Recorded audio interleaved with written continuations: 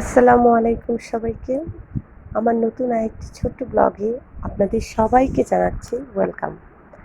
প্রচণ্ড গরম পড়তেছে আর এই গরমের ভিডিও করে তা এডিট করে আসলে আপনাদের সাথে শেয়ার করা হয়ে উঠতেছে না। মানে কি বলবো, এত বেশি গরম, তারপরেও দেখেন প্রকৃতির কি দান। আল্লাহ তাআলা আমার গাছে কত রকমের ফুল দিয়েছে। আর এই যে কয়েকটা গাছ কিনেছিলাম নার্সারি থেকে, মানে স্কুলের সামনের ভ্যান থেকে। তো সেখান থেকে গাছগুলো কিনে এনে বেশ ভালো লাগতেছিল, তাই ছোট্ট করে একটা শ্যুট নিলাম। আর এই গাছগুলোকে পরবর্তীতে আমি টবে রিপোর্টিং করেছি আলহামদুলিল্লাহ। সকালবেলা স্কুল থেকে এসে যে দুদিন বাচ্চাদের স্কুল খোলা ছিল আর কি, তা বেশ ঝামেলায় ছিলাম। তো এরপর তো আবার স্কুল বন্ধ করে দিল। তো সকালে উঠে গাছগুলোকে একটু যত্ন নিয়ে চলে আসলাম বাচ্চার জন্য একটু চকলেট প্যানকেক করতে। আসলে সকালবেলা আমরা অনেক সময় রুটি খাই, অনেক সময় পরোটা খাই। ও আবার বাচ্চা আসলে খেতে চায় না মাঝে মাঝে, তখন ভাবি যে একটু ব্যতিক্রম কিছু করে দিই। তো আমি এই চটপট চকলেট প্যানকেকটা করে নিই। এটাতে আমি কিন্তু ডিম দিই না, ডিম ছাড়াই প্যানকেকটা করি। আর অন্যান্য সময় ডিম দেই। আর এই ডিম ছাড়া প্যানকেক করার সময় আপনাদেরকে একটু বেকিং পাউডারটা বেশি দিতে হবে, তাহলেই এটা একটু ফ্লপি হবে এবং স্বাদের দিক দিয়ে মোটেও খারাপ হবে না। আর আরেকটু স্বাদ বাড়াতে চাইলে অবশ্যই এতে কিন্তু আপনার চকলেট এসেন্স ব্যবহার করতে হবে কোকো পাউডারের পাশাপাশি। এই তো ছোট ছোট প্যানকেকগুলা আমার তৈরি হয়ে গেল। এরপর বাচ্চাকে খাইয়ে আমি আমার নাস্তা নিয়ে চলে আসলাম। ভাবলাম যে একটু অনেক গরম লাগতেছে, বারান্দায় একটু বাতাস দেখে বারান্দায় চলে গেলাম। আসলে প্রকৃতির কাছে তো আমরা হার মেনে যাই, তাই না? প্রকৃতি আমাদেরকে উজাড় করে দেয়, কিন্তু আমরা প্রকৃতিকে কেটে উজাড় করে দেই। এটা করলে কি হবে? হবে না। আমাদের প্রত্যেকের জায়গা থেকে পর্যাপ্ত গাছ লাগাতে হবে। আর এই যে আবহাওয়াটা হচ্ছে, এটা কিন্তু এই প্রকৃতির এই উজাড় হয়ে যাওয়ার কারণেই। এরপর ঘরের অন্যান্য টুকিটাকি কাজ করে বাচ্চাকে একটু পড়িয়ে ঘরদোর পরিষ্কার করে রান্নাঘরটা ক্লিন করে আমি রান্না করতে চলে আসলাম।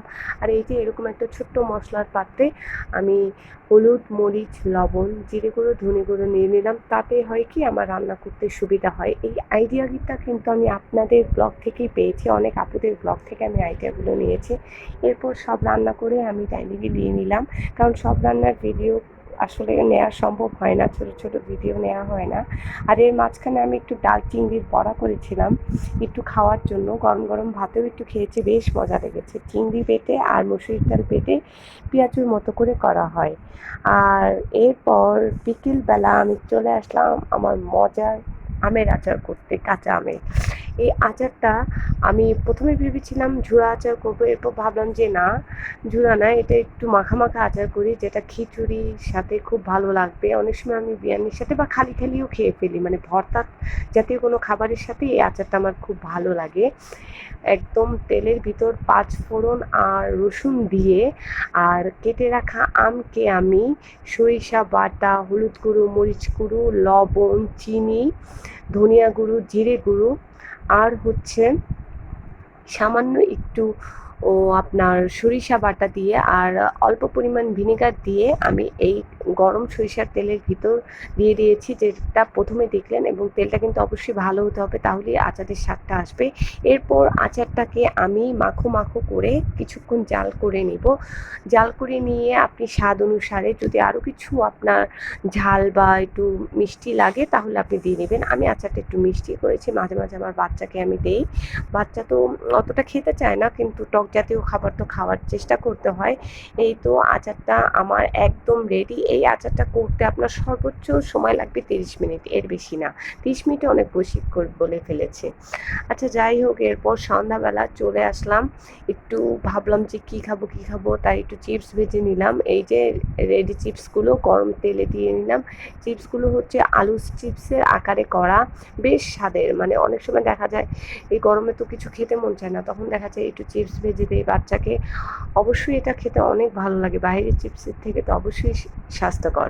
আর যাই হোক, এটা বলতে বলতে আমি আমার ভিডিওর একদম শেষ পর্যায়ে চলে এসেছি। এই যে ফুলগুলো ঝরে রয়েছে, সকালে ফুটলো বিকেলে ঝরে গেল।